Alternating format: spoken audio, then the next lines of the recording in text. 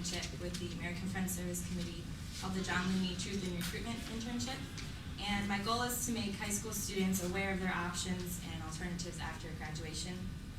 Many students, they enlist in the military either because they feel they have no other options, or a lot of times because the recruiters lie to them or under false promises. Through the counter-recruitment movement, I'm working to limit military presence in schools and empower students to take advantage of the nonviolent choices that they have in their lives. We are distributing many great resources, and among them we have a book called It's My Life. It's a guide to alternatives after graduation, as well as a local version for Ohio called Making the Connection. Now that the occupation in Iraq has dragged on for more than 5 years, and hundreds of thousands of Iraqis have died, and over 4,000 U.S. soldiers have been killed, it is time to stop the violence at the root and give our young people peaceful alternatives for their future. And now I'm going to introduce Jessica Flores.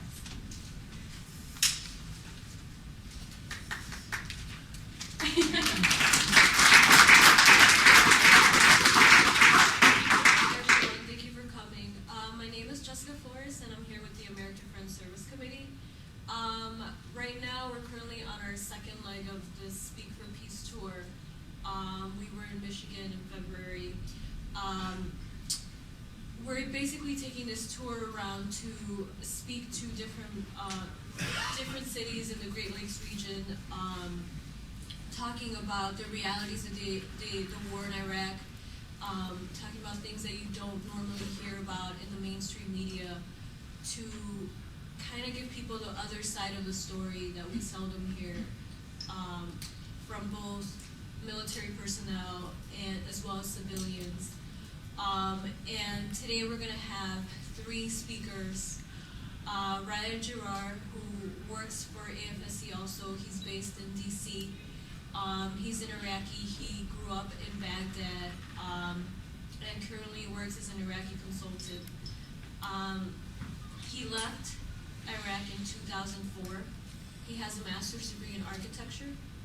And our second speaker is Patricia McCann. She was in the Illinois National Guard. She was stationed in Baghdad from 2003 to 2004, Iraq, including Baghdad at one point. She currently works in the Chicago office for AFSC doing truth and recruitment work. And our third speaker is Tyler Zabel. He's currently in the National Guard, in the Illinois National Guard. He is currently petitioning for a conscientious objector. So I'll leave you with them. Thank you.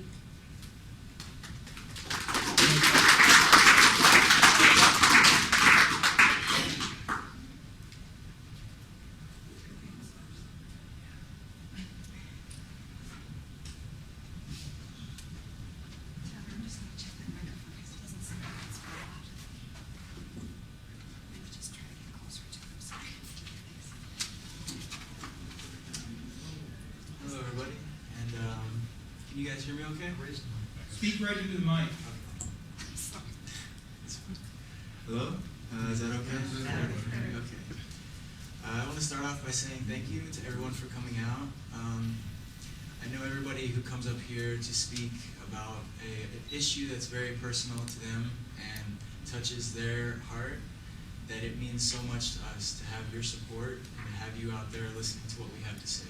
So just give yourself a round of applause real quick. We appreciate it.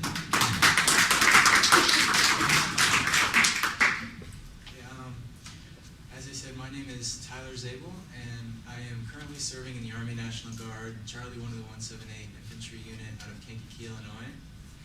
And I've just recently put in for a conscientious objector status. And I joined the military when I was 17 years old. I joined for a lot of different reasons, but the main reason why I joined wasn't for the college money. It wasn't for, it was for an adventure and something like that, but I really wanted to protect my country and defend my family, and I kind of, I was ignorant that this was an illegal, immoral war. I really didn't know at the time. So, I apologize for that, and now I feel like I need to do something about it. And when I joined the military, I signed a contract saying that I would protect and defend the Constitution of the United States of America from all enemies, foreign and domestic. And right now, there's domestic terrorists residing in our capital that are waging an illegal, immoral war. And with the help of people like the American Friends Service Committee and Iraq Veterans Against the War and all the other activists that are working hard, I intend to stop it. So,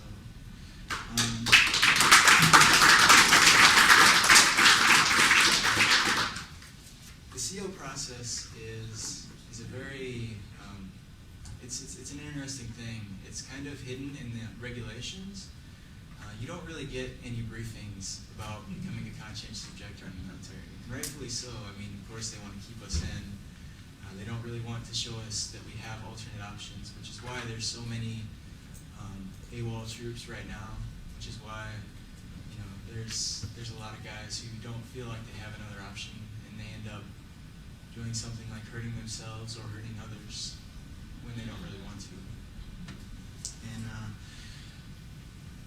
there's been an amendment to the CO process, which I think scares a lot of people away from it, and that is that when you apply for CO, you have to pay back any college money that you've like earned or that they promised you, and you also have to pay back your enlistment bonus.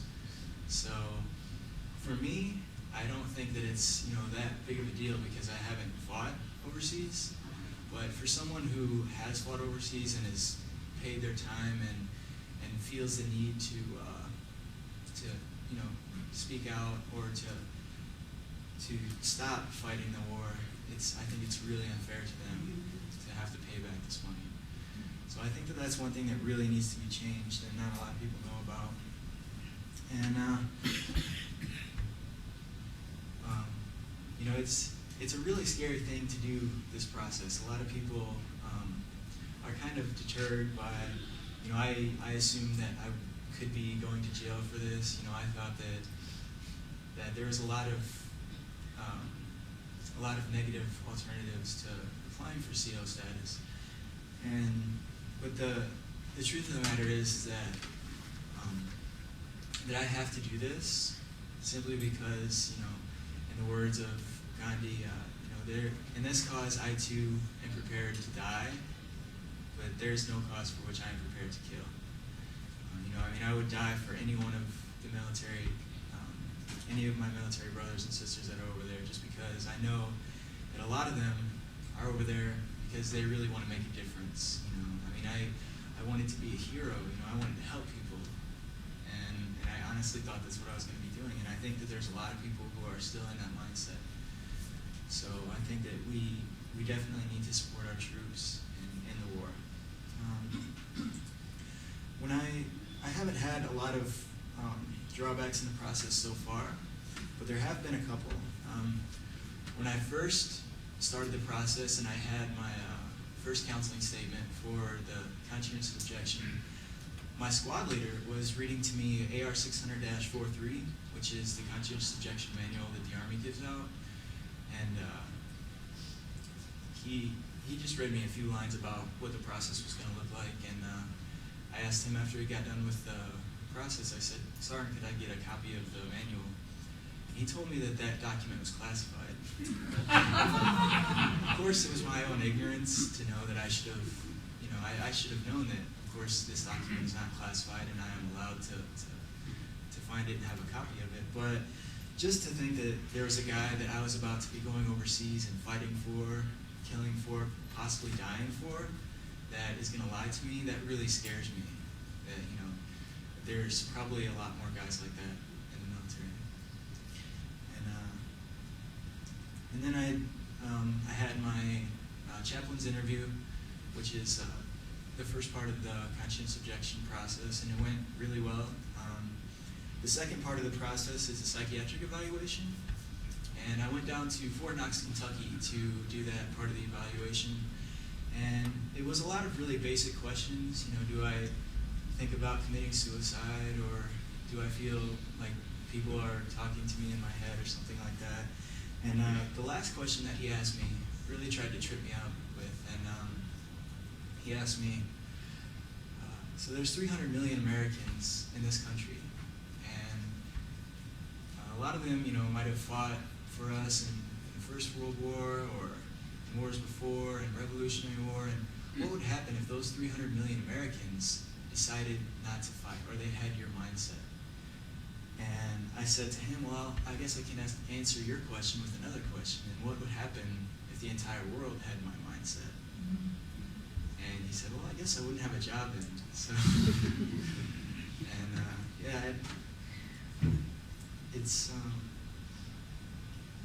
and it's a hard thing to do when you're trying to. A lot of people try and put this as as I should really be protecting my country, and I have this duty to fulfill protecting my country. But I don't see the world in terms of countries anymore. This is one world, this is one country, and someone fighting for his family in Iraq is just as much my brother as someone fighting for their family here in the States. So if I could leave you with one thing today, it's just to empower you to talk. Every one of you has a voice, and I'm sure that all of you use it. And we have to keep up as long. This war has been going on for a long time, and I'm sure that many of you have been speaking for a very long time. And I just don't want you guys to give up hope. We can't just talk to soldiers and tell them that this process exists, that there is an option for if they feel they need to escape the military. There's the GI Rights Hotline that you can get information on there to. They'll guide you through the entire process and help you write your application and fill out the conscientious objection manual, and that's about all I have. So thank you again for coming out, and have a great day.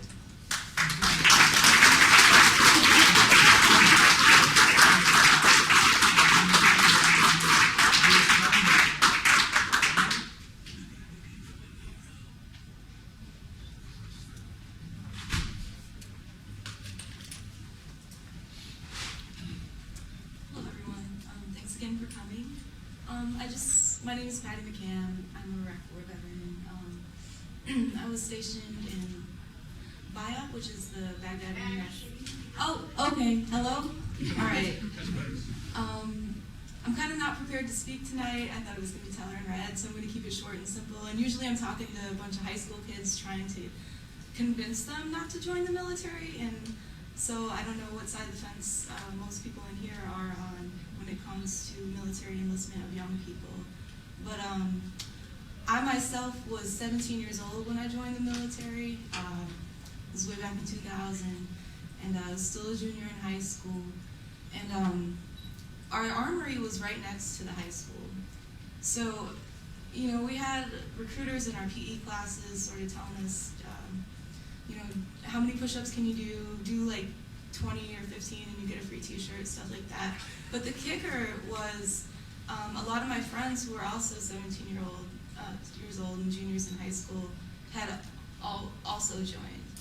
And myself and some of my other friends were put on active duty when we were juniors in high school to wear uniforms to school. So that's sort of like just some of the dirty tricks I try to combat now that I'm out of the military in my job with the American Friends Service Committee.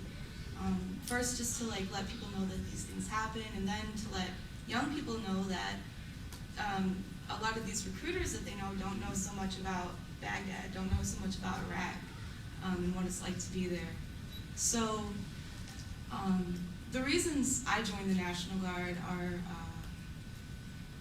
there are a lot of reasons, one of which was I remembered in '93 the Mississippi River flood, and I grew up in Carbondale, Illinois, which is sort of in between the Ohio and Mississippi, and the National Guard came in and sandbagged for us. Flash forward a few years, you have the National Guard down in Louisiana with Katrina, but they're carrying weapons. The National Guard in my hometown didn't carry weapons. And we were filling sandbags in Iraq to fortify our bunkers from mortars that we got after we sent artillery into towns in Iraq. So my experience in Iraq, first off, was sort of a lesson in self-sufficiency. My command was somewhat unreliable, a lot like Tyler's example of the lies.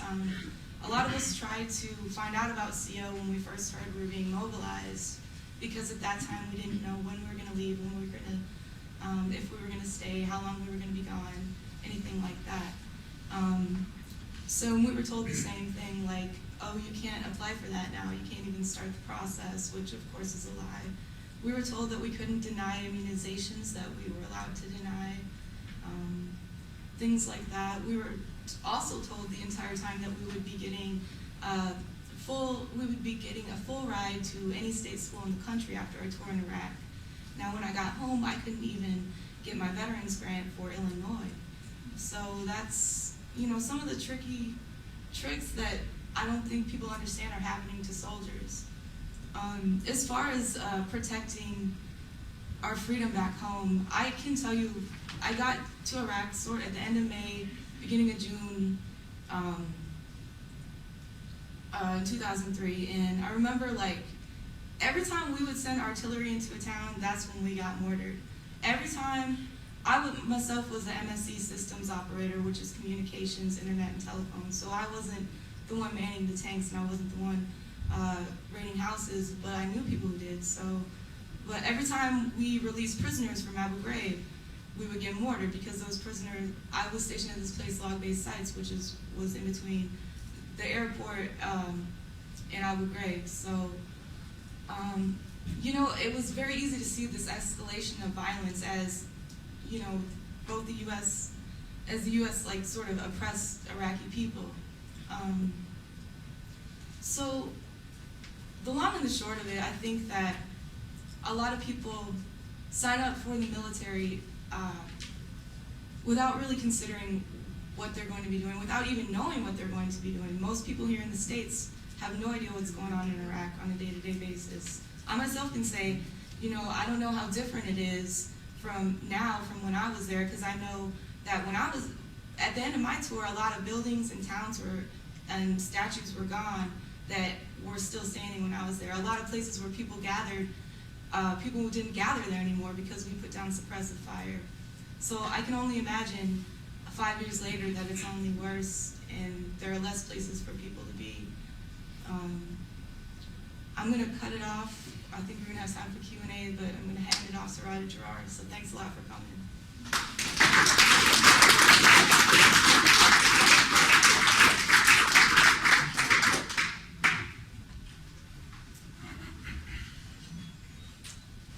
Thank you everyone for coming.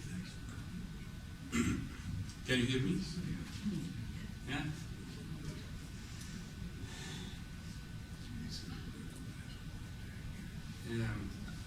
My name is Ra'ed Jarraj. I'm the Iraq consultant with the American Friends Service Committee. And we're just starting our tour. This is the first event. So you will hear us more fresh, I guess, than the rest of the events. You should see us after 10 events when we repeat the same spiel. Both me and Patty start asking people, did we tell you that story? It's like, yeah, you told it twice already.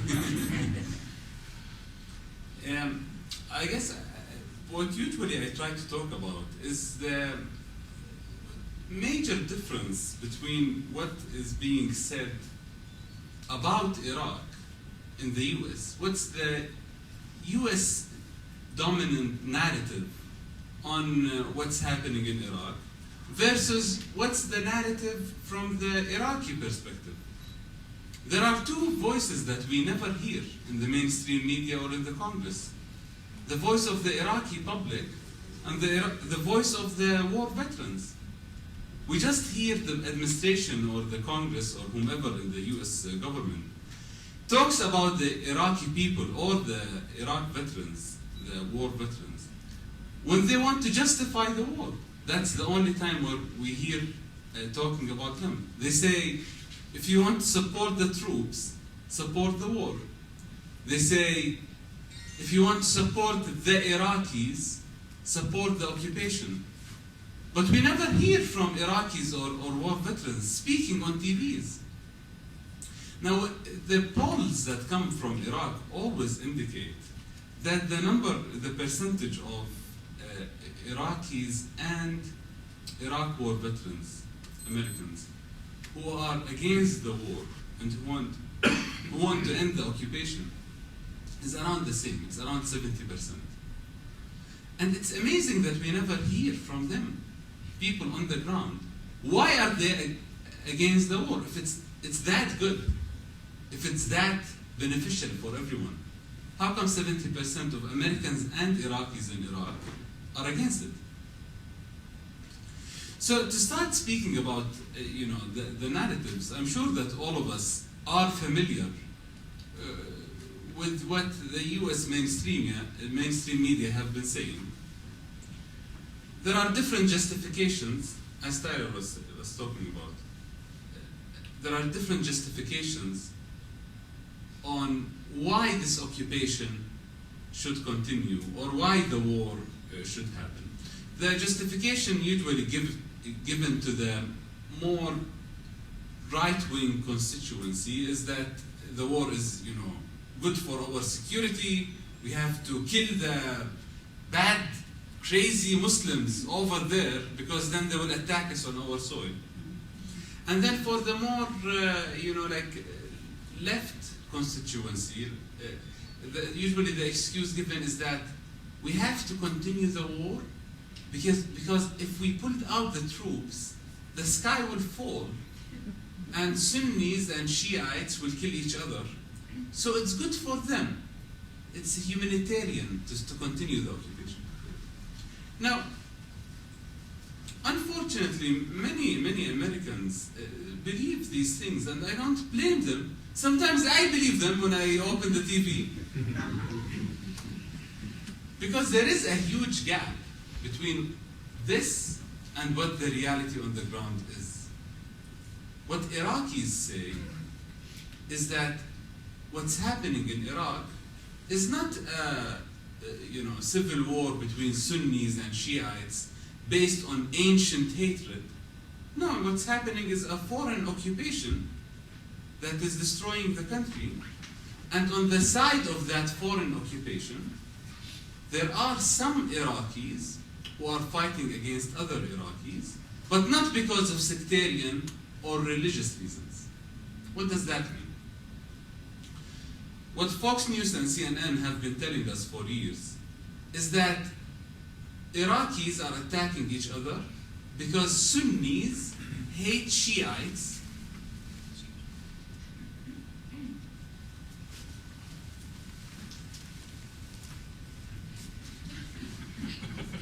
Did I say bad things about the mainstream media?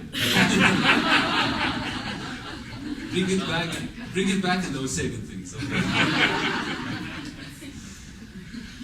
Because they say that the Sunnis and Shiites have this ancient hatred that's putting them against each other, right? Now, Iraqis say, no, the reason what's happening is that the foreign occupation is supporting a minority of Sunnis and Shiites against the majority of Sunnis and Shiites. Now, to put this in a US context, just to, for the sake of drawing a similarity. Imagine what if an Iraqi came now or 200 years ago and said, the American Civil War is happening between the Catholics and the Protestants. Or it's happening between the blacks and the whites. People will tell him, you don't know what you're talking about. Because this is not a racial war that was happening. It was more political and economic and moral or whatever. Now, I feel the same when people say that the war is happening in Iraq between the Sunnis and the Shiites. What does the Sunnis mean? Who are the Sunnis? Al-Qaeda? Or the vice president? Or the armed resistance? Who are the Shiites? The Sadr or Nur al-Maliki? What does it mean to say that? I mean, can we talk about the US and say the whites, all white people are against abortion or for abortion? It doesn't work that way, right? It's not racial. And the same way the situation is in Iraq. There are some Sunnis and some Shiites who are fighting against other Sunnis and other Shiites because of political and economic reasons. One very good example is what happened in Basra a couple of weeks ago. If it was really a sectarian war, that Iraqis were killing each other because of their sectarian or religious belief, why would some Shiites attack other Shiites, right? They should unite their forces and go kill the Sunnis. Why would they attack each other? Why did we face all of the battles in the streets between Al-Qaeda and the Iraqi Islamic Army, which is one armed resistance group, and both of them are Sunnis? Why are the seculars like Al-Chalabi, you know Al-Chalabi, right? Ahmed Al-Chalabi, fighting against other seculars like Al-Mutlaq's forces? Why? Because it's not a sectarian or religious war, it's political and economic. Now, the two major groups from an Iraqi perspective that are colliding are a minority of Sunnis and Shiites and Kurds and others who are separatists. They want to partition the country into Kurdistan and Sunnistan and Shiistan, very similar to what the South wanted to do in the American Civil War. They wanted to secede. On the other side, there are Sunnis and Shiites and seculars and Christians who are nationalists, who want to keep Iraq united and keep Baghdad as a central government. The same way that the Union wanted to keep the US united with one central government in DC. Now, I'm not saying that separatists or nationalists are good or bad by nature. Maybe in some countries, it's people's, demands to separate. I mean, that would be fine, right? But in the case of Iraq in particular, Iraqis in general are against separation.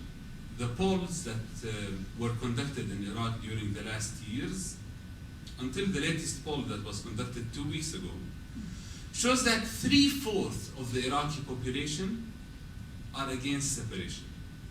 They are for having a central government. Now, this is taking in part, in consideration the specificity of the Kurds in the north and Kurdistan, versus talking about Sunnistan and Shiistan. Now, more importantly than the polls is what's happening inside the Iraqi government itself.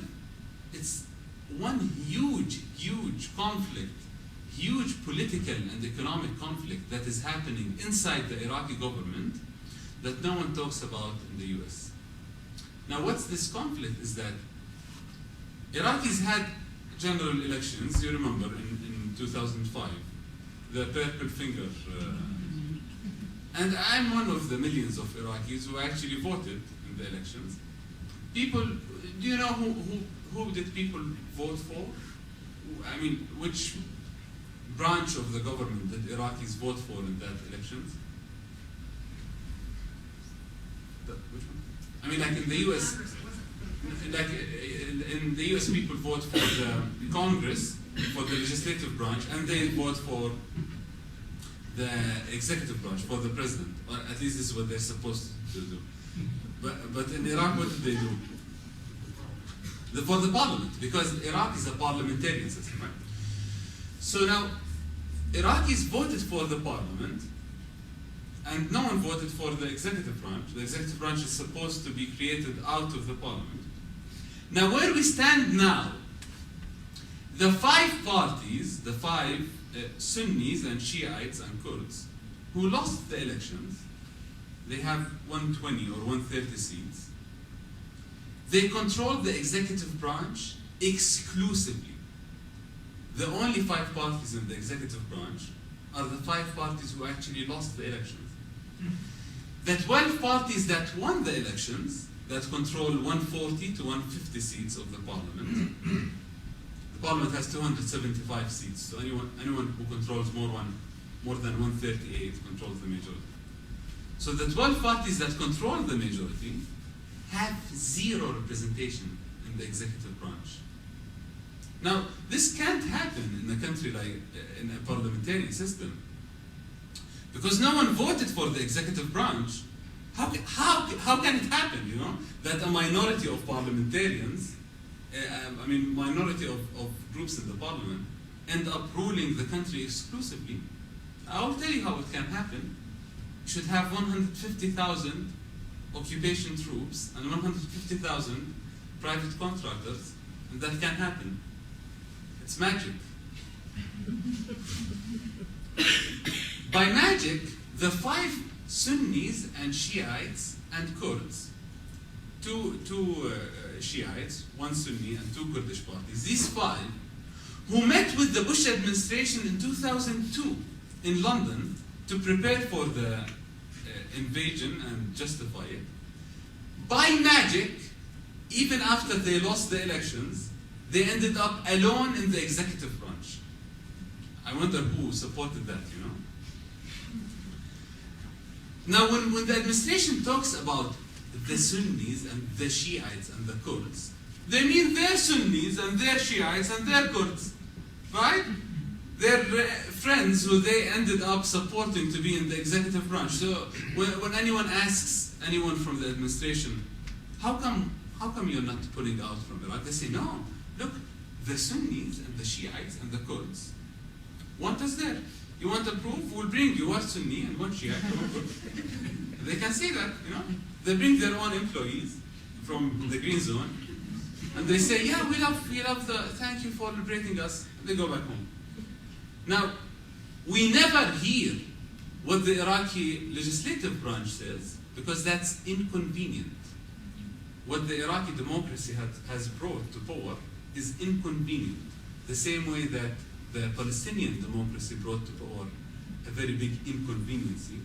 The same way that the Iranian democracy brought to power a very big, and in fact small, inconveniency. All of these, democratic experiences in the Middle East, they don't get acknowledged by the U.S. government just because they had elections. It's usually more conditional.